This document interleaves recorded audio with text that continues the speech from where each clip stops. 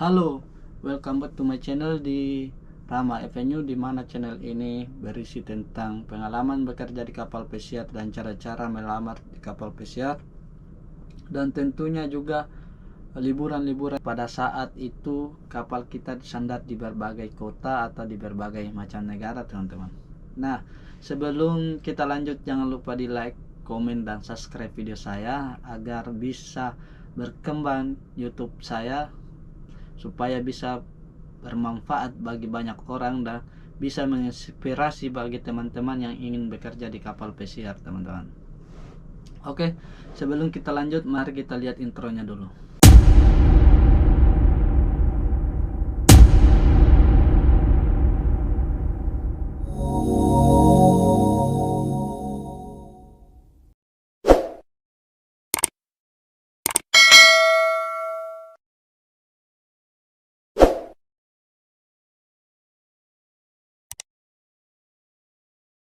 Nah, oke teman-teman, sebelum kita membahas persyaratan-persyaratan untuk bekerja di kapal pesiar, siapa sih yang tidak tahu itu kapal pesiar?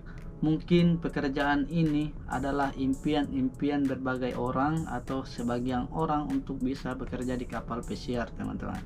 Nah, maka dari itu teman-teman yang ingin bekerja di kapal pesiar, simak terus video saya agar bisa dipahami apa-apa saja yang diperlukan pada saat ingin bekerja di kapal pesiar. Kelebihan untuk bekerja di kapal pesiar adalah gajinya tinggi, gajinya pakai dolar, dan kita bisa keliling dunia sambil jalan-jalan dengan secara gratis, teman-teman. Nah, syarat-syarat untuk bekerja di kapal pesiar itu ada beberapa macam ya, teman-teman. Mari, yang pertama itu mahir dalam berbahasa Inggris. Nah, teman-teman sekalian, kalau teman-teman kurang bahasa Inggris tetapi mau join di kapal pesiar, apa yang teman-teman ingin lakukan? Apakah tetap melanjutkan untuk ikut interview ke kapal pesiar, atau justru teman-teman ingin mempermantap bahasa kalian dengan cara mengikuti kelas bahasa Inggris? Kalau saran saya, teman-teman lebih baik mempermantap bahasa dulu sebelum ikut interview ke kapal pesiar, teman-teman. Kenapa bahasa Inggris sangat dipentingkan di kapal pesiar? Itu karena di kapal pesiar itu bukan cuman orang Indonesia di atas, teman-teman. Jadi di kapal pesiar itu ada berbagai negara, ada berbagai macam orang di atas kapal, teman-teman. Jadi ada orang dari Indonesia, ada orang dari Philippines, ada dari India, ada dari South Africa, ada dari Amerika. Pokoknya macam-macam semua di atas kapal, teman-teman. Jadi kalau kita tidak mempunyai bahasa yang baik, maka kita akan kebingungan pada saat kita ke kapal. Nah, pekerjaan pun pasti sulit untuk dikerjakan pada saat bahasa kita kurang. Disuruh ini, disuruh itu sama bos, sama teman, kita tidak tahu. Kebalikannya itu, kita mau ini mau itu, kita tidak tahu apa yang ingin kita katakan sama mereka, teman-teman. Nah, itu pentingnya berbahasa, itu pentingnya bahasa Inggris di atas kapal ya. Jangan sampai seperti saya, teman-teman. Saya join kemarin di kapal itu sangat-sangat kosong bahasa Inggrisnya. Jadi saya ikut interview kemarin itu basic saja ya, syukur-syukur kita diambil. Tetapi saya kemarin itu join di kapal tidak langsung komis ya, tidak langsung cook ya. Saya kemarin itu awalnya kontrak pertamanya itu sebagai galley steward, jadi tukang cuci piring lah, tukang cuci pot-pot begitulah, tukang cuci dapur, bersih-bersih dapur. Nah, tapi satu kontrak saya di kapal, saya minta sama bos saya untuk kemana, untuk pindah ke koki. Saya tunjukkan sertifikat saya di hotel, chef, saya punya pengalaman di sini, apakah saya bisa join di sebagai koki di sini. Dan syukur-syukur kemarin chefnya bilang, tanya dulu bosmu, supervisormu, kalau memang bisa besok saya kasih seragam kalau mau ya. Dan syukur-syukur bos saya juga menyetujui. Jadi kontrak kedua itu 6 hari doang di utility, habis itu saya pindah ke koki langsung. Nah itu tadi yang pertama mahir berbahasa Inggris teman-teman. Yang kedua itu pengalaman di bidang perhotelan ya. Jadi teman-teman yang mau ke kapal pesiar itu harus mempunyai dulu pengalaman ya. Jadi pengalaman di perhotelan itu maksudnya juga kita harus mempunyai pengalaman di perhotelan berbintang, bintang 4, 5 teman-teman. Karena di suatu perusahaan kapal pesiar itu sangat membutuhkan namanya pengalaman, yang apalagi pengalaman di hotel yang berbintang ya. Nah sekarang ini banyak orang-orang pengalamannya hanya di hotel bintang 3, maka dari itu juga mereka meneruskan pengalaman dengan mencari atau melamar di hotel yang berbintang 4 dan 5 teman-teman. Jadi kalau kalian berusaha pasti kalian bisa untuk mencapai tujuan kalian teman-teman ya. Pengalaman di hotel itu perlu dibuktikan dengan sertifikat yang baik teman-teman. Jadi tidak boleh itu sertifikatnya sertifikat abal-abal atau palsu ya, karena pasti agen mengetahui kalau ini asli ini palsu teman-teman. Jangan sampai gara-gara itu kalian di blacklist di perusahaan itu dan tidak bisa lagi ikut interview selanjutnya di agen-agen tentang kapal-kapal itu ya. Oke teman-teman, yang ketiga yaitu medical check up. Nah persyaratan ini sangat penting untuk calon-calon kru kapal pesiar, karena sebelum kita ke kapal itu harus di medical check up dulu. Maka dari itu medical check up juga menjadi salah satu tahapan pengujian bagi kru kapal pesiar. Maka dari itu jika kamu ingin bekerja di kapal pesiar, kamu perlu menjaga kesehatan dengan cara merubah gaya hidup yang lebih sehat teman-teman.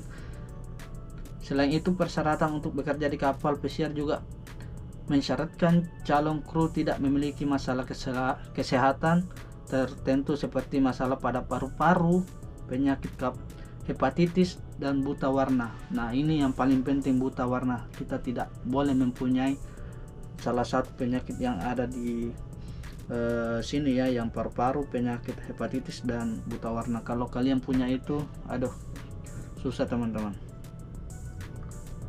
Yang keempat itu masalah usia teman-teman. Jadi kita harus mempunyai usia minimal 19 tahun dan maksimal 35 tahun. Nah pada saat teman-teman baru ingin mengikuti interview kapal pesiar, kalian harus memiliki umur 19 tahun ke atas sampai 35 tahun ya. Tetapi kalau teman-teman sudah join di kapal, teman-teman mempunyai lebih umurnya dari 35 tahun, itu tidak masalah karena sudah terkontrak atau sudah dalam kontrak di perusahaan tersebut. Jadi tidak tidak masalah umurnya di atas 35 tahun. Yang penting masih bisa bekerja teman-teman ya. Jika kita lihat usia minimal yaitu 19 tahun, maka hal tersebut mengartikan bahwa anak-anak SMA, SMK juga sudah bisa bekerja di kapal pesiar atau bisa mendaftarkan diri mereka untuk bisa bekerja di kapal pesiar. Jadi minimal ijazah yang harus dimiliki yaitu minimal ijazah SMA, SMK, dan ijazah paket C teman-teman.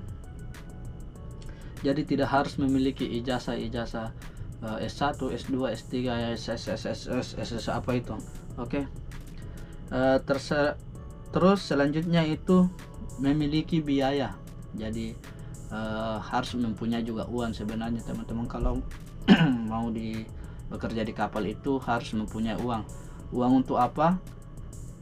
Nah, uang untuk berkas-berkas yang tadi teman-teman. Jadi medical check up itu butuh uang. Nah, apalagi namanya itu, cari pengalaman juga butuh uang, berbahasa juga butuh uang. Nah kalau apalagi teman-teman betul dari kosong, tidak ada pengalaman, tidak ada bahasa. Nah itu harus butuh uang itu.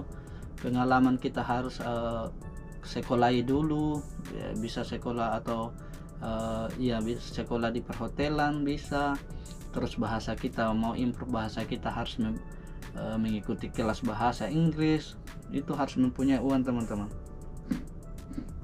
Di sini saya jelaskan persyaratan selanjutnya adalah memiliki biaya atau uang. Bekerja di kapal pesiar mengharuskan kamu memiliki beberapa dokumen yang tentunya memerlukan biaya. Nah, belum lagi dokumen ini untuk pengurusannya.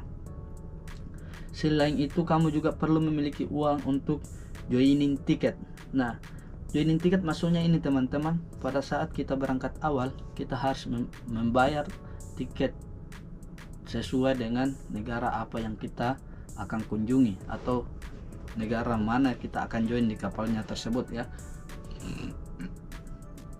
Tapi saya dengar-dengar ini perusahaan saya di Royal Caribbean, perusahaannya Royal Caribbean itu sudah gratis teman-teman, tiket awal joiningnya itu udah gratis. Jadi syukur-syukur sekali bagi teman-teman yang baru ingin join di kapal pesiarnya Royal ya. Yang keenam di sini teman-teman persyaratannya yaitu memiliki dokumen kapal pesiar. Nah, persyaratan dokumen untuk bekerja di kapal pesiar itu ada beberapa hal teman-teman, seperti paspor. Sebelumnya sudah dijelaskan bahwa untuk bekerja di kapal pesiar itu harus memiliki memang paspor. Nah, karena paspor itu sangat dipentingkan pada saat kita mau ke luar negeri. Jadi kita itu bisa mengurus paspor di kantor-kantor imigrasi di daerah kita masing-masing teman-teman. Nah, yang kedua itu basic safety training. Nah, basic safety training ini atau BST yaitu sertifikat pelatihan dasar ya untuk pelaut. Jadi untuk bisa mencegah keselamatan kerja kita di kapal, terjadinya kecelakaan bisa terjadi di mana saja teman-teman. Maka dari itu semua kru wajib memiliki pengetahuan yang namanya BST ya. Yang ketiga yaitu Semenbook atau buku pelaut teman-teman. Buku pelaut ini adalah dokumen resmi yang dikeluarkan oleh negara dan bisa dipergunakan secara internasional. Jadi Semenbook ini sama seperti SIM bagi pelaut ya. Jadi bukan cuman kita yang di darat mempunyai SIM untuk motor, mobil, tetapi kita juga pelaut mempunyai SIM yang namanya buku pelaut teman-teman. Yang selanjutnya yaitu SAT teman-teman atau Security Awareness Training. Jadi SAT ini adalah sertifikat pemberi pelatihan tentang kesadaran untuk melindungi dan mengamankan aset fisik serta non fisik seperti informasi. Sebagian besar perusahaan kapal pesiar mewajibkan setiap kru memiliki sertifikat ini. Nah, di kapal ini juga kalau kita tidak punya SAT tidak boleh join ya. Jadi sampai kita di sini juga itu banyak sebenarnya sertifikat yang harus kita penuhi teman-teman. Jadi banyak training juga kita dikasih di sini pada saat sampai di kapal itu oleh security, safety training, safety officer itu banyak. Jadi banyak sekali itu kita punya training pada saat kita ke kapal. Dan berkas selanjutnya yaitu visa. Jadi ini hal yang paling penting di dalam dunia pekerja kapal pesiar, harus memiliki visa teman-teman. Jadi dimanapun kita mau join itu harus memiliki visa, Eropa, Amerika. Jadi kalau Eropa itu setahu saya visa Schengen ya. Jadi cuma visa Schengen saja kalau di daerah Eropa, karena saya kemarin join di Eropa pakai Schengen Prancis. Tapi kalau join di Amerika itu pakai C1D otomatis, C1D pasti. Nah, persyaratan selanjutnya, nah ini persyaratan terakhir ini mungkin ada berbagai perusahaan yang memakai sistem ini ya, yaitu Marine English Test. Nah, yang Marine English Test yaitu sertifikat hasil tes berbahasa Inggris yang dikhususkan bagi calon pelaut. Berbeda dengan jenis bahasa Inggris yang lain, tes ini dikhususkan untuk profesional pelaut bagi kru hospitality dan kru operasional kapal. Jadi kalau Marine English Test ini Kalau saya dengar-dengar kemarin itu setiap ikut melintas bayar 250 satu kali, kalau tidak salah 250 apa 500 itu. Kurang tahu juga karena tidak pernah saya alami. Cuman teman saya yang ikut melintas. Jadi setiap percobaan itu bayar 250, habis itu gagal, coba lagi bayar lagi teman-teman sampai kita dapat ya. Sampai 3 kali apa sampai tidak terbatas, yang penting kita bisa mencapai, tidak tahu juga. Nah mungkin cuman ini yang sempat saya sampaikan untuk teman-teman. Jadi inilah berbagai macam atau persyaratan untuk ikut interview di kapal pesiar. Kalau teman-teman betul-betul ingin berusaha, pasti teman-teman bisa untuk mencapai tujuan utama teman-teman sekalian ya. Intinya jangan menyerah teman-teman. Kalau gagal satu kali, hajar lagi, gagal satu kali, hajar lagi, bangkit lagi teman-teman. Jangan pernah tinggal di bawah. Kalau jatuh ke bawah, naik lagi, jatuh ke bawah, naik lagi gitu. Jangan sampai satu kali jatuh tidak bisa bangkit lagi. Itu yang bisa merusak cita-cita Anda sendiri ya. Oke, sekian dan terima kasih. Jangan lupa di like, komen, dan subscribe video saya supaya bisa berkembang channel ini. Dan see you on board teman-teman. Dadah.